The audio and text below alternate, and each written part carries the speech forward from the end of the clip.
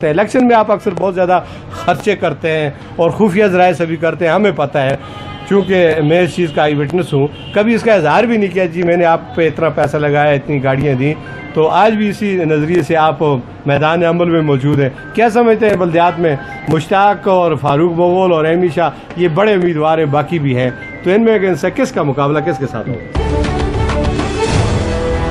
سر اس میں سے جہاں مقابلے کی بات ہے وہ تو عوام میں پتہ چلے گا، لیکن میں ایک بات ضرور کہوں گا جی، اگر ہمیں اپنا علاقے کی ترقی چاہیے، ہمیں اپنے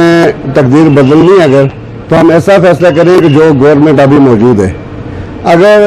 کوئی دوسرا کینڈیڈیٹ جیت کا آ جاتا ہے، جیسے احمی شاہ ہیں یا مغل فاروق ہیں، ہمارے لیے سب قابل احترام ہیں، لیکن وہ جیت کا آ بھی جاتے ہیں، وہ ابھی اگر ان کو فنڈ نہیں ملتا، وہ اپنے تحصیل میں کام نہیں کر سکتے، تو اس جیت کا فائدہ کوئی نہیں ہے۔ نہیں تو یہ بات تو سعید احمد حسین شاہ صاحب نے الیکشن کے دوران آپ کی موجودگی میں بھی ان جلسوں میں موجود تھا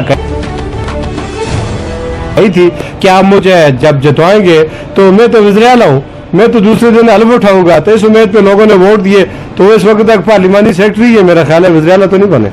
جی وہ تو چلو اتنا بڑی سیاست میں ہم ہاتھ نہیں مارتے، نہ اتنا آگے جاتے ہیں۔ بہرحال ہمیں یہ چاہتے ہیں کہ ہمیں ابھی جو جتنے بھی کینڈیڈیٹ ہیں پی ٹی آئی کے، ان کو سپورٹ کرنی چاہیے، تاکہ تحصیل کا جو فنڈ آتا ہے وہ ڈائریکٹ پی ٹی آئی اپنے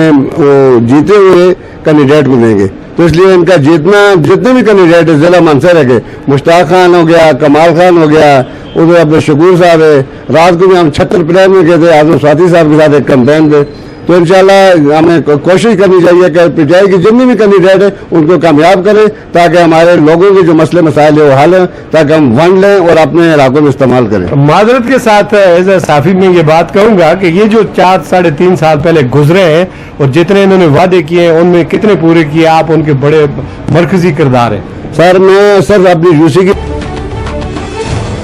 بات کروں گا، اور آپ منصورہ میں دیکھ سکتے ہیں، بالاکوٹ میں، گڑھی ابو بولا میں،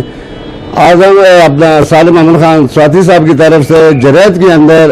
80% کام ہو چکے جی، 80% ہو چکے۔ باقی احمد شاہ صاحب نے بھی بالخصوص آپ کی تحصیل بالاکوٹ میں روڈوں کے جال بچا دیے، باقی معاملات بھی کیے ہیں، بہت کام کیے۔ اب مجھے جو دکھ تھا وہ ہماری اپنی یونین کونسل سے تھا، چونکہ وہاں کے کام جو ہیں کچھ باقی ہیں وہ بھی احمد شاہ صاحب کے حصے کے ہیں، امید ہے کہ انشاءاللہ وہ بھی ہو جائیں گے، اگر نہ بھی ہوئے تو مشتاق خان آ جائیں گے تو پھر حل ہو جائیں گے۔ اچھا معذرت کے ساتھ ایک بات اور درمیان میں میرے ذہن میں آتی ہے، وہ اسپیچ آپ نے اپنی مرضی سے کی، کسی کو خوش کرنے کے لیے یا کسی کو ناراض کرنے کے لیے؟